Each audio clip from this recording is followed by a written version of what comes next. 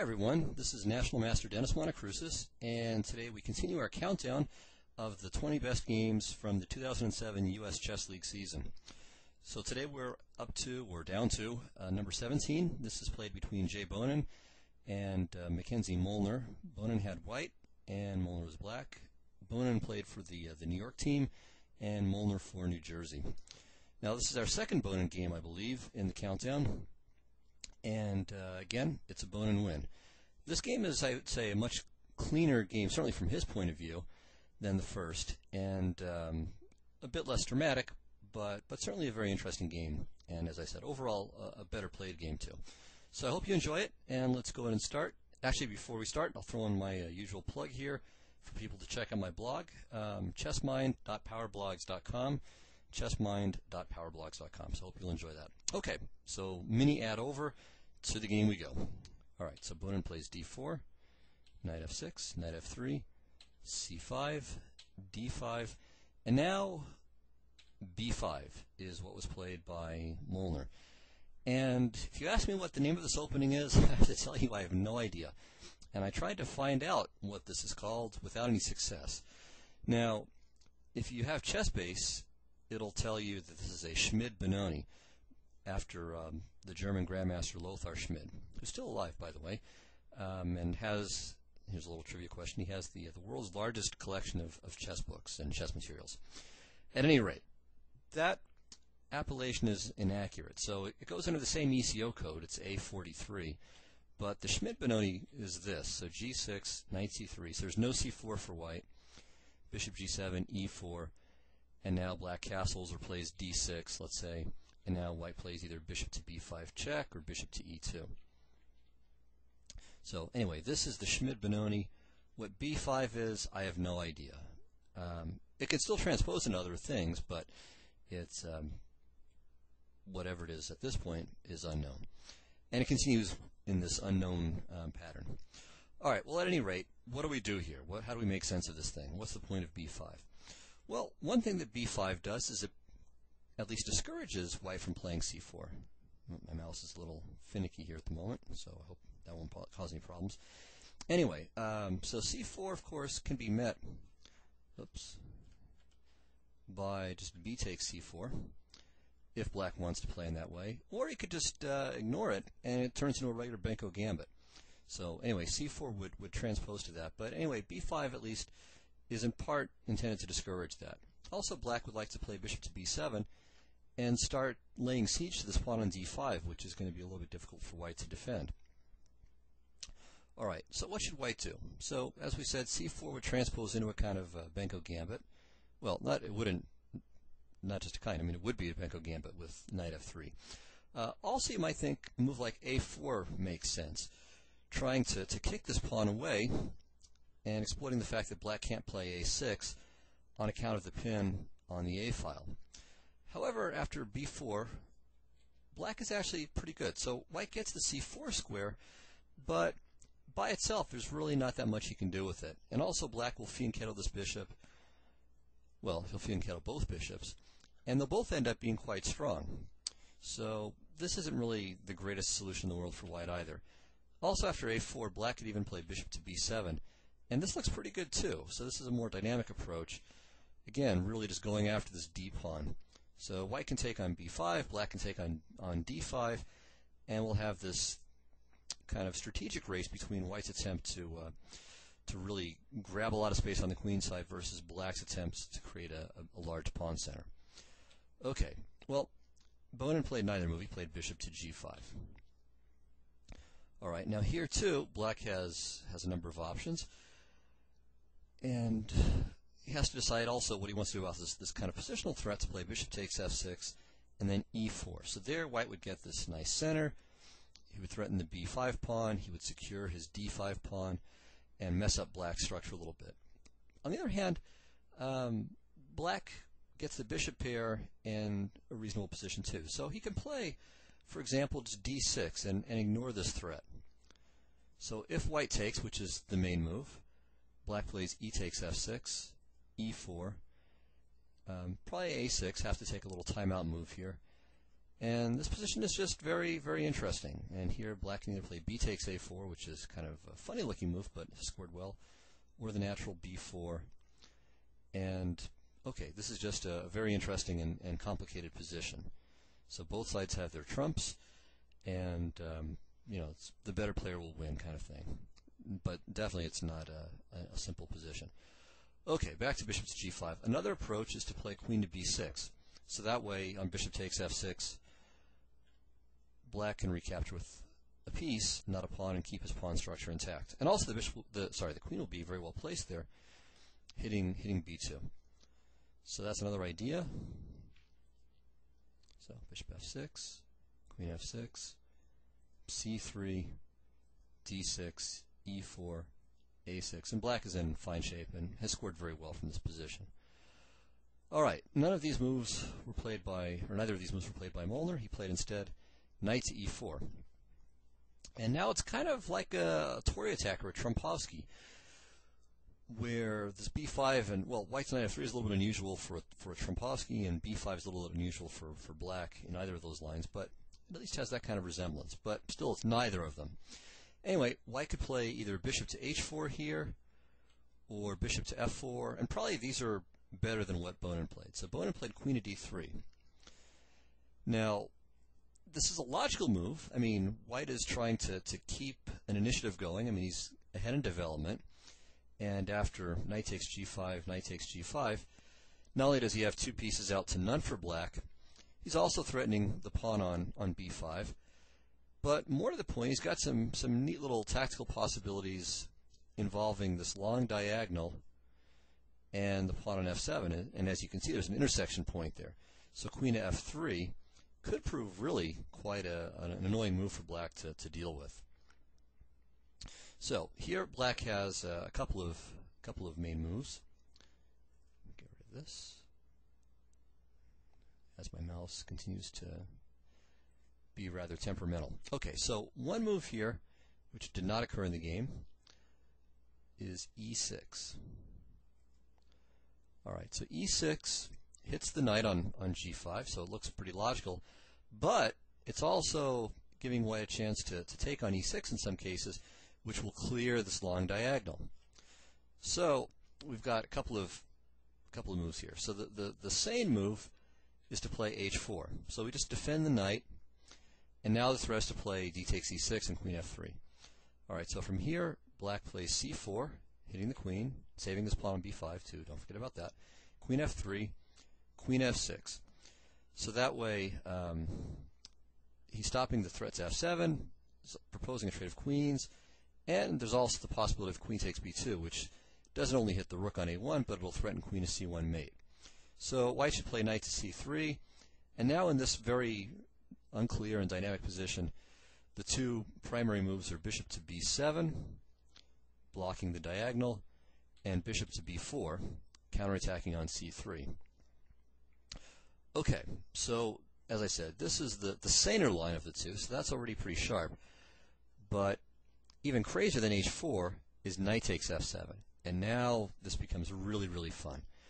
Okay, so if black is bold, he'll take the knight, and now we have the following. So d takes e6 check, king e7, and now queen to f3. And here, this is just a nuts position. And this has actually happened in some tournament games. Okay, so white threatens, of course, the rook on the long diagonal, but he's also threatening to create some havoc with queen f7 check. The king has to come out to d6, and then knight to c3 is going to be the follow-up, threatening both to castle long and play knight takes b5, and all kinds of mayhem is going to ensue there. So here, just a couple of quick variations. All right, so one game saw knight to c6, queen f7 check, king d6, king to d6. Actually, knight c6 is my attempt to improve over what's happened before. All right, so knight to c3 now, knight to d4, protecting the b5 pawn and clearing some more space for the king to run to safety. Castles long b4. And this I would recommend as a great analysis position for anyone who's interested to work on their own. So, I mean, white's got all kinds of interesting possibilities. He could play knight to e4 check, he could play e3, could play knight to b5 check, maybe e7, with the idea of queen to d5. So there's another idea. So there's all kinds of really fascinating things are possible here. And I heartily recommend this to those of you who like to analyze. Okay, so that's on knight c6. Now the move that's been played before is d5. And there's a game between two 2,200 FIDE players. Gavin Roche was white, and Seraharia Ruiz was black. And I hope I didn't butcher his name too badly. That game continued with queen f7, king d6, knight c3, queen a5, e7. And I don't know if castles is best. White can't take the rook in the corner, because if he does this, he loses his queen. So castles is plausible, and this is just kind of a messy position. Black went on to win in 53 moves, but probably the position here is still pretty unclear. I'll show you the next few moves.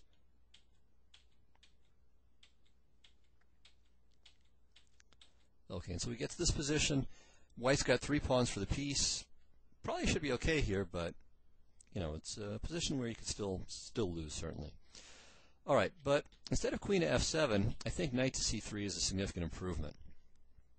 And now bishop takes e6. I mean, normally you would think that this should just be completely fine for black, but after castle's long, the d5 pawn is in real trouble, and of course if he pushes it, then he loses the rook in the corner yet once again, and he can't recapture the knight because the pin on the d file to the queen.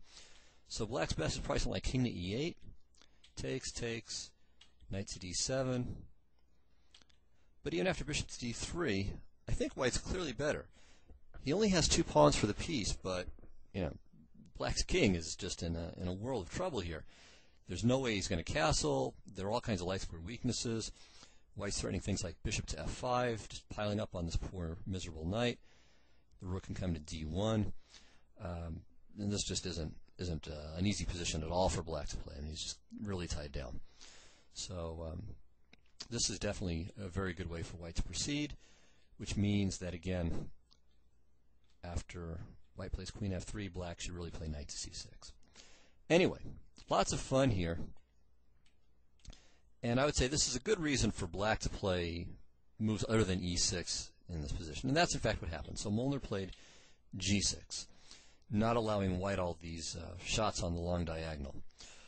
All right, well here there are a couple of moves, actually 3 moves have been played at least. Perhaps, well I don't know, perhaps the best move, though I'm not 100% sure, is h4.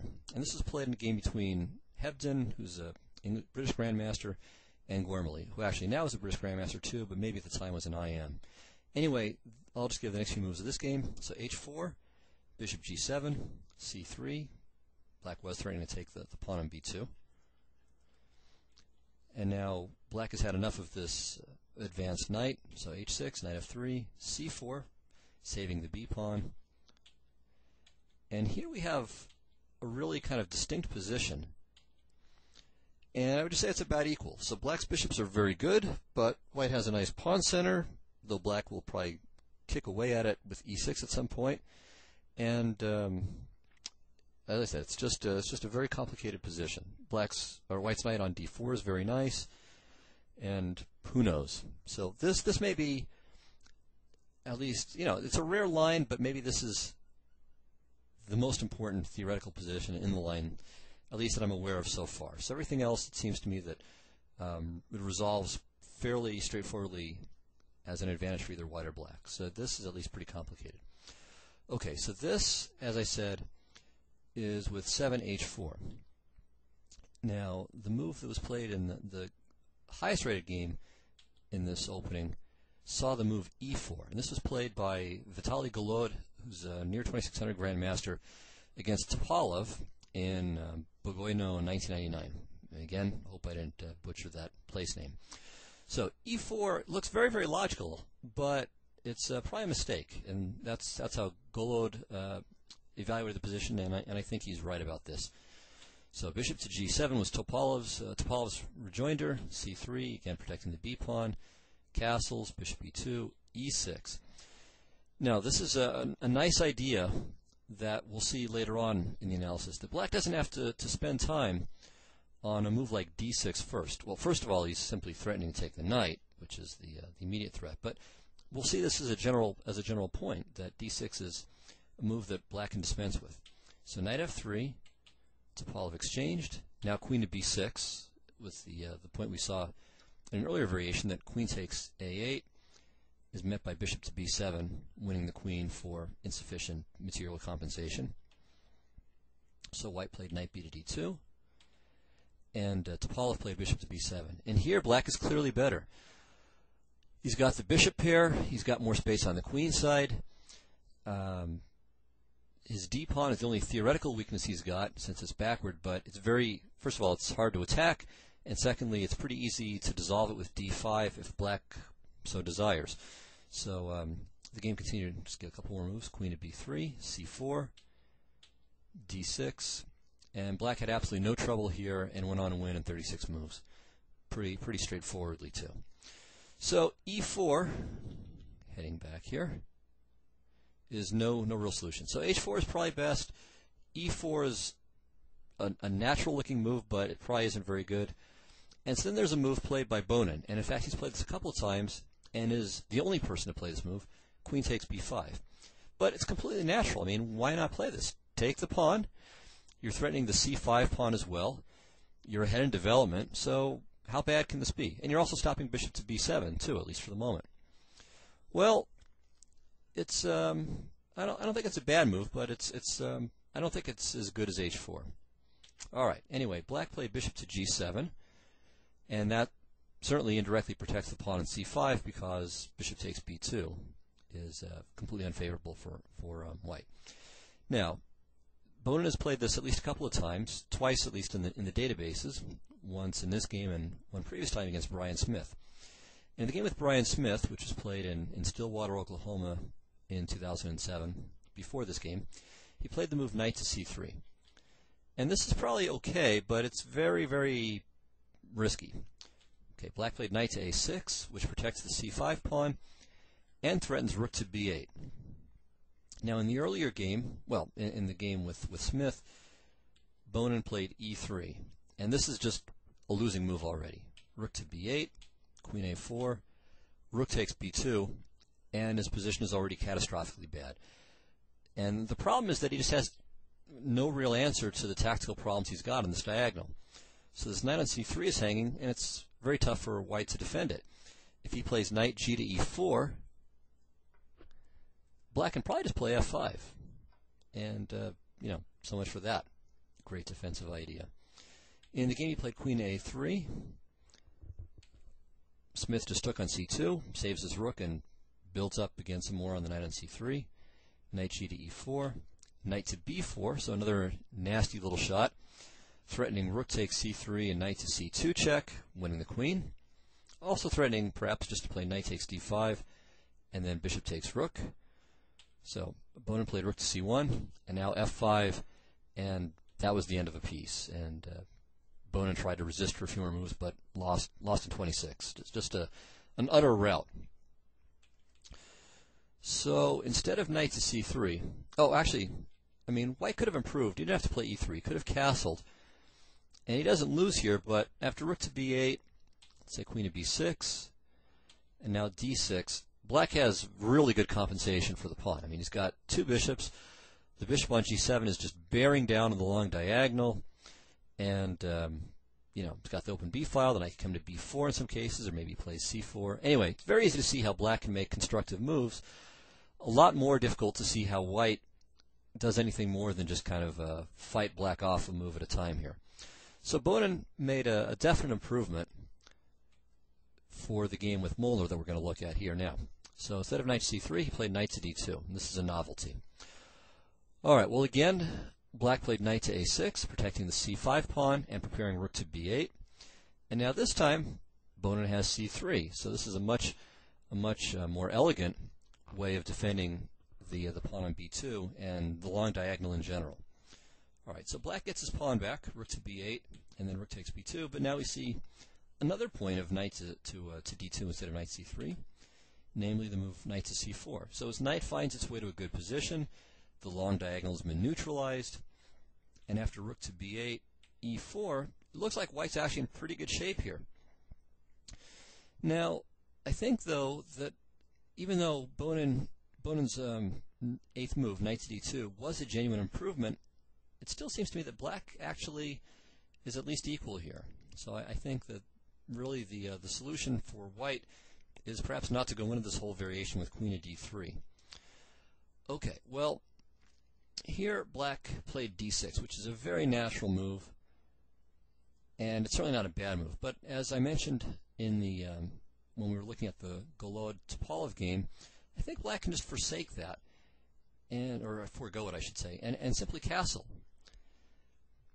So first of all, the idea is just to follow up with e6, and also we can note that if white tries to punish black for not playing d6 with a move like e5, he'll discover that he was simply overextended. So black plays d6, and let's say white plays f4. I mean, if he takes on d6, then he's just got nothing.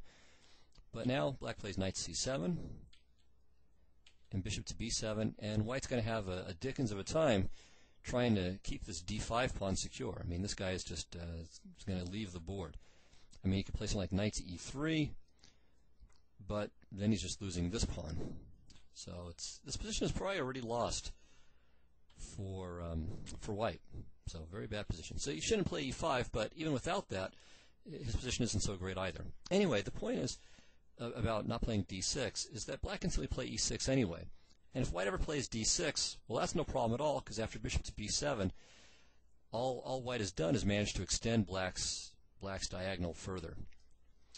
Okay, but anyway, d6, there's nothing wrong with this move. White played bishop to e2, both sides castle, and let's talk about this position a little bit here. So white's got the typical Benoni space advantage here, and would like to maybe play f4 and e5 at some point, if he can do it without, well, losing the d pawn for starters, and just giving up too many squares. So I mean, when the pawn goes to e5, then black can bring his bishop to f5, as an example. But that's the kind of thing that's often on the cards for white in Benoni structures. Okay, well, what about for black? So white's got this extra space, and what does black have? Well, what black has, first of all, he's got the bishop pair, has the b file for the moment anyway, but also all of his pieces actually are going to be well placed. So the bishop on g7 is great, the rook on b8 is fine, and after knight to c7, black is able to in this way take care of two more pieces. So the bishop can come to a6, and the knight can come to b5, where it puts some pressure on the c3 pawn. So that's a couple of ideas. Also, maybe instead of playing knight to b5, another idea for black is to play e6 at some point and really try to undermine white's pawn center here. So if black can do that and get the central majority, let's say white takes on e6, black takes with the f pawn, and then if black can play d5, you can see that these guys can really start to roll. And in conjunction with the bishop pair, this can give black a very nice game. So I'm inclined to think that this is actually a very good position for black already.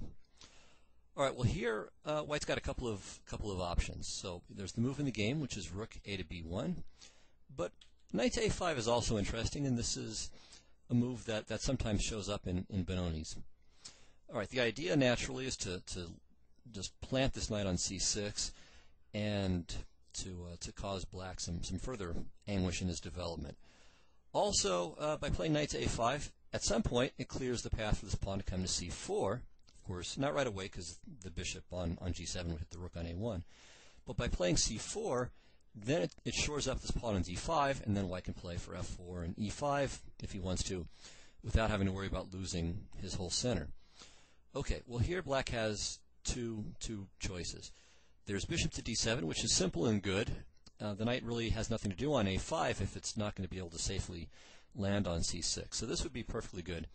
But another interesting move is knight takes d5. And, okay, so the obvious point is that if white takes on d5 with something, black gets the knight on a5 and wins a pawn. So knight c6 is forced, and then we have this interesting little sequence. Knight f4, queen e3, takes, takes and takes, rook a to b1, and queen c7. And here, white's up the exchange for a pawn, but black's got the bishop pair against just the white knight. And he's got one big pawn island here, so this certainly helps his chances that all of these guys are connected and mutually supporting. And, well, the bishop on g7 is especially good. So white maybe has a minuscule edge here after maybe c4, but I think black is doing okay too. And this would be at least a very interesting way to play. And I'm not sure that black has 100% compensation, but it's certainly playable and interesting. Anyway, as I said, bishop to d7 though is simple and good. So knight a5 probably isn't white's best. And Bonin played rook a to b1. And here I think, although Molnar's played very well up to this point, I think here he starts to go a bit wrong. And I want to make a general point about exchanging. And I've noticed in games by students and games I've played that often lower-rated players, when they're faced with an exchange, and this exchange seems to be inevitable, and I'm in this case referring to the opposition of these rooks on the b file, they'll simply initiate the exchange just to get it over with, thinking something like, well, the trade has to happen anyway, so I might as well just get it out of the way and then move on to the next thing. But you should be a little careful and a little hesitant, because even if the exchange is inevitable, sometimes it's possible to make this exchange occur under favorable circumstances. And so it is here. Now, I think Molnar probably rejected something like bishop to a6 because he thought, I would guess, something like, well, okay, if I do that, Bonin would just make the exchange and play rook to b1, and we're in the same situation anyway, so nothing's really changed, and so I might as well just get it out of the way. But there are a couple of problems with this line of thinking. So one is that in this position, black actually can gain an advantage. So he has the move bishop takes c4. So he has this little Zwischenzug here. Of course, white can't take on c4 because then he just loses the rook in the game with queen takes b1. So rook takes b8, bishop d3, rook f8, king f8, bishop takes d3. And now after h6, knight f3, bishop c3, black has won a pawn. And this would have been, I'm sure if Molnar had been given the chance, had been offered this position, if someone said, hey, would you accept this position? And if the offer had been made here after rook a to b1, I think he would have accepted it. I mean, he's simply up a pawn, and despite the opposite color bishops, I think black has very good winning chances here. I mean, opposite color bishops are certainly have a strong drawish tendency, especially when there's no other pieces on the board. But here, those drawish tendencies really don't come into play. The extra pair of knights makes a big difference.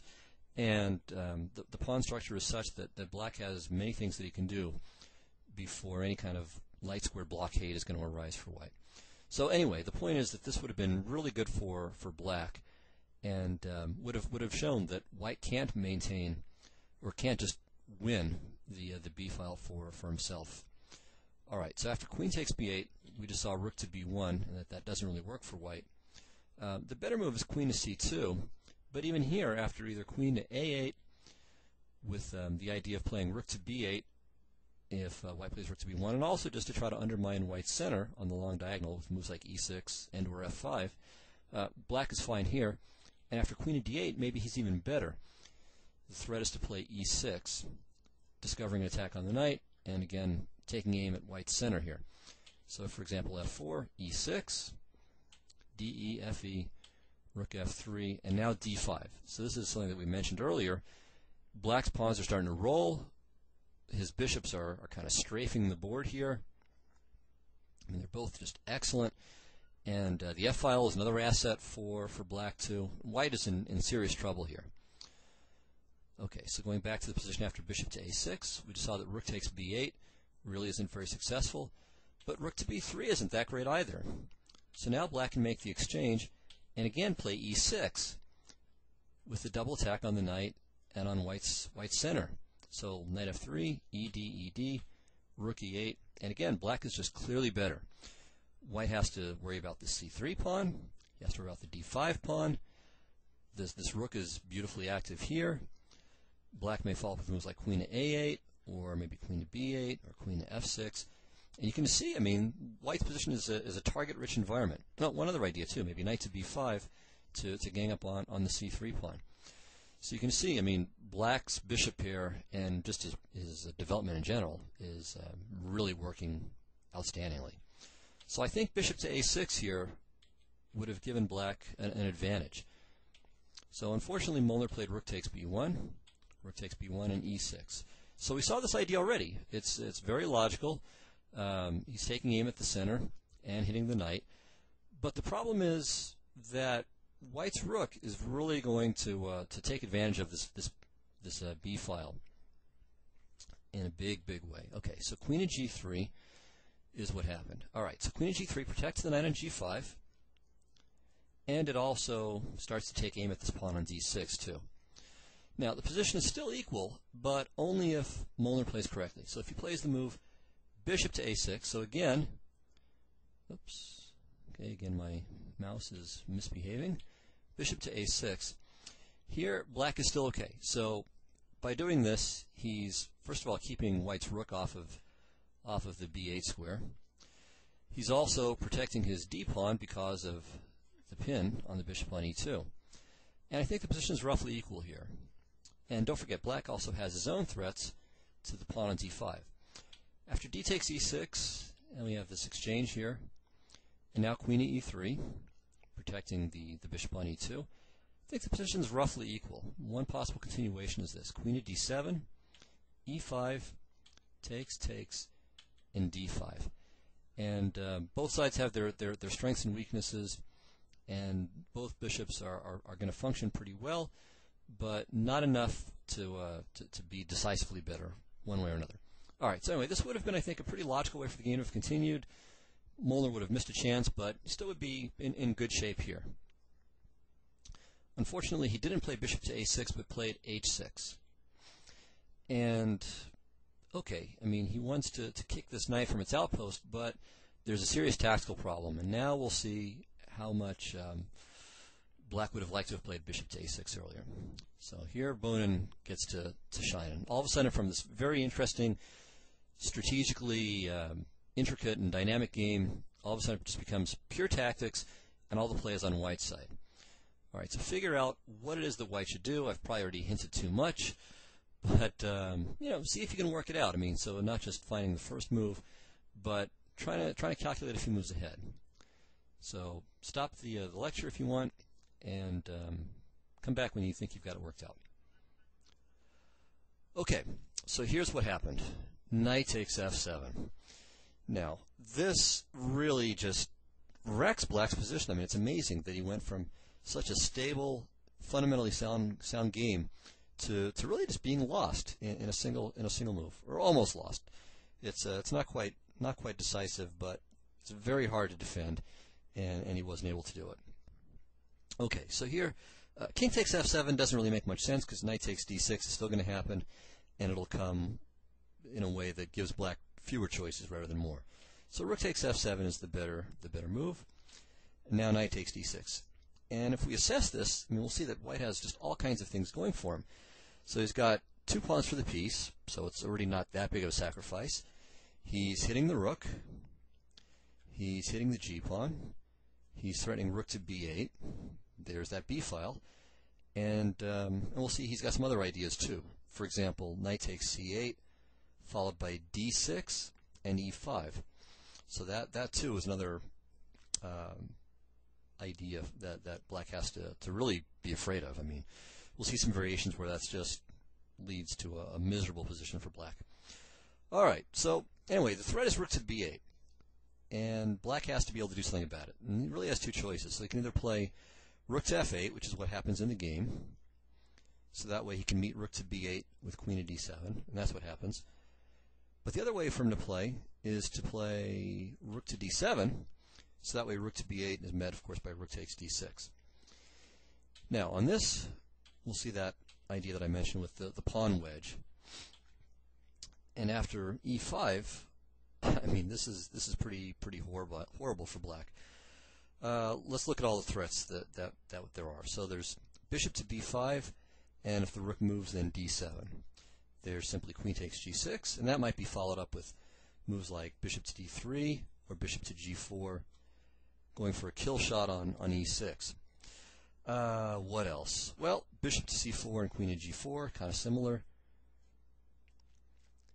bishop to d3 and bishop takes g6. I mean, it's just a nightmare. So for example, if king to h7, bishop d3 is game over. If king to f7, then bishop to b5. Say rook to d8, queen f3, takes. And now another nice little puzzle here. What's the best way for white to finish the game at this point? So again, you might want to stop it for a moment and see if you can figure out what white ought to do. Okay, the answer is d7. So a very nice little shot. If you play rook to b7 straight away, then rook to f8 allows black to defend. But d7 takes care of that. Black has to take, and now rook to b7 is winning decisive material, because if the queen goes someplace safe, then queen to f7 check, and queen takes g7 is mate. So black has to give up the queen one way or another. I guess you could play rook to f8, but still rook takes d7, rook f3, gf3, and black has no real compensation for the exchange. Okay, so after e5, maybe black's best is bishop takes e5, but this is pretty miserable too, and then he doesn't even have any material to console him. So you can see that black is just creaking everywhere. So in a position like this, white's up a pawn, he's got threats on the diagonal, he's got threats on the 7th rank, he's got a better structure, as if, he didn't have enough trumps, and he's got this a-pawn that is going to start running down the board too. So this is just dead lost for black. Okay, so the point of all of that was just to show that rook to d7 isn't going to cut it on account of this idea. So instead of rook to d7, as I mentioned already, Molnar played rook to f8 with the idea of meeting rook to b8 with queen to d7. Okay, now here white could play d takes e6. That's not a bad move, but he's still not winning just yet. So this is a neat little idea for white. He's winning a piece here because black can't play rook takes c8. This would be a big blunder. Well, I'll just show you.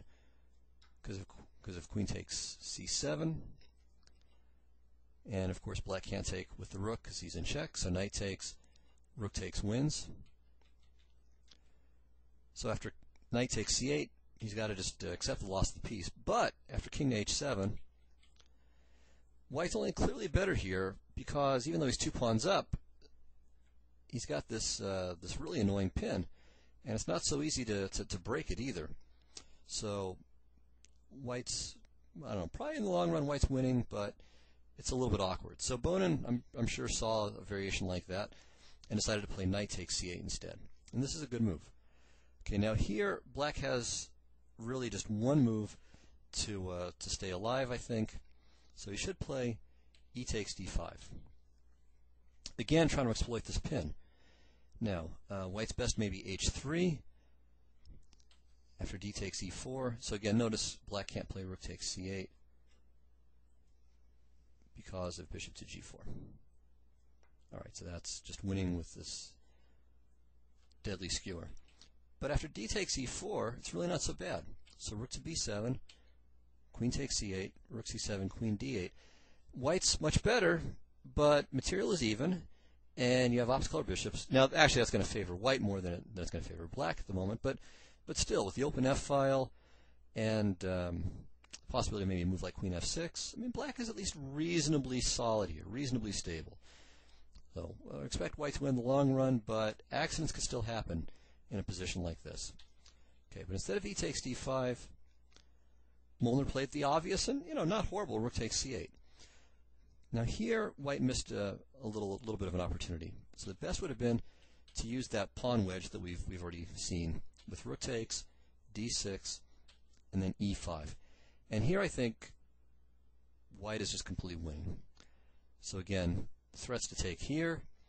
There's also threats like bishop to d3 or bishop to c4. And the light square devastation is ultimately going to decide. And the main thing is really that black is playing without both of his minor pieces. I mean, this knight on e8 is completely dominated at the moment. The bishop on g7 is locked in too. And you can see maybe a move like f4 would further solidify the cage. There's really no way for black to get out of it. I mean, you can even notice the knight can't escape because if, let's say, bishop to f8 and knight to g7, white could prepare g4 by then, if it's even really anything to worry about. So this position after e5 is just winning for white. And this would have been probably the best way to play the position. All right, but Bonen's move was natural and not a bad move, just not the best move.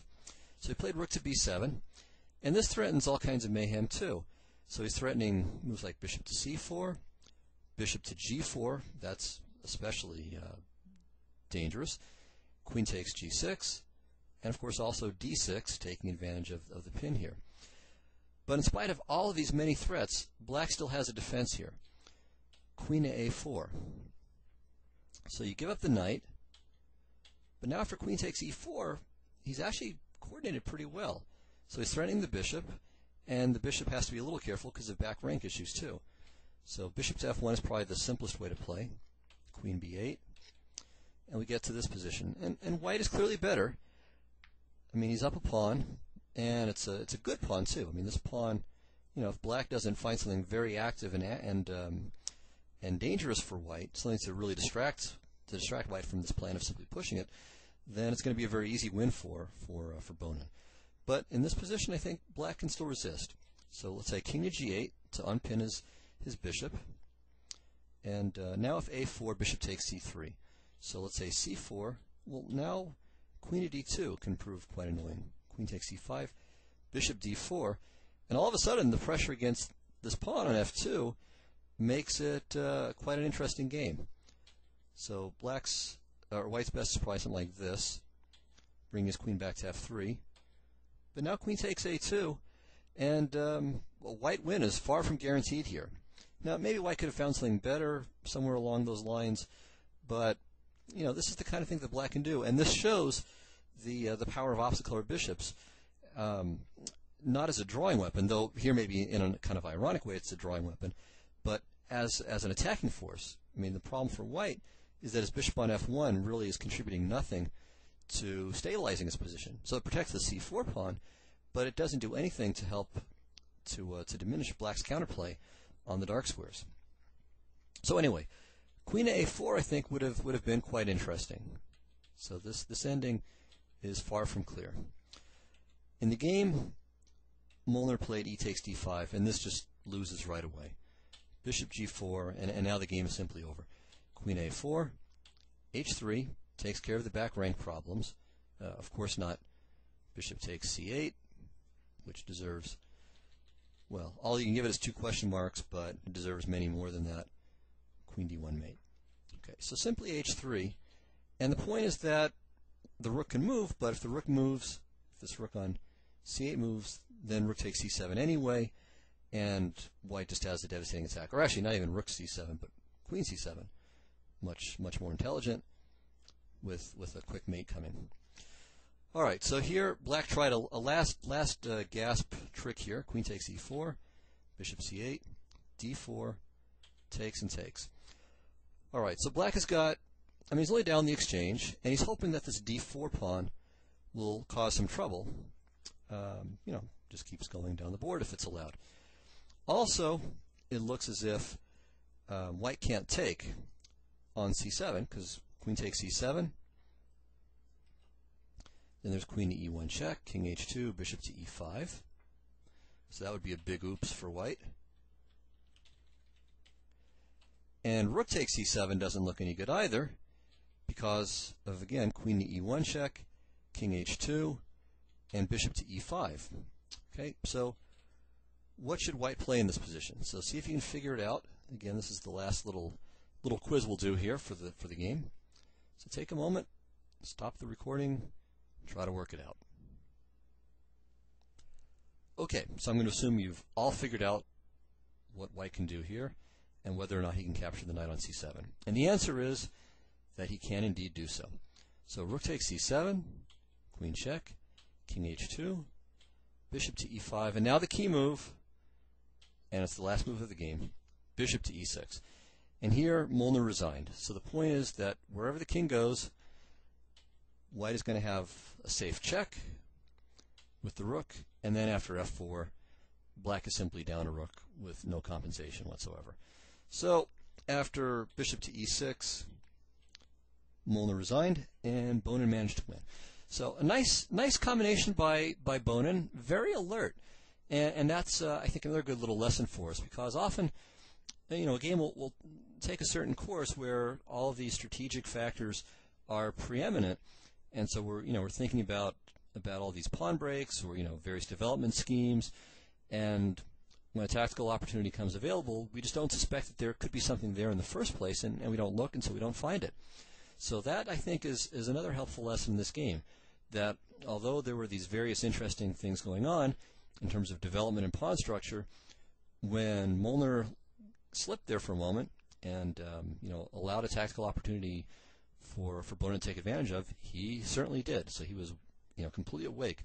So always keep that in mind, that even in what seems to be the most staid strategic position, not that this was at all staid, it was a very interesting position, but even in the most seemingly innocuous kind of position, tactics can arise. So I hope you enjoyed this game, and I look forward to whatever feedback you have on it and on the series in general. And I'll see everyone next week with whatever the number 16 game in the countdown happens to be.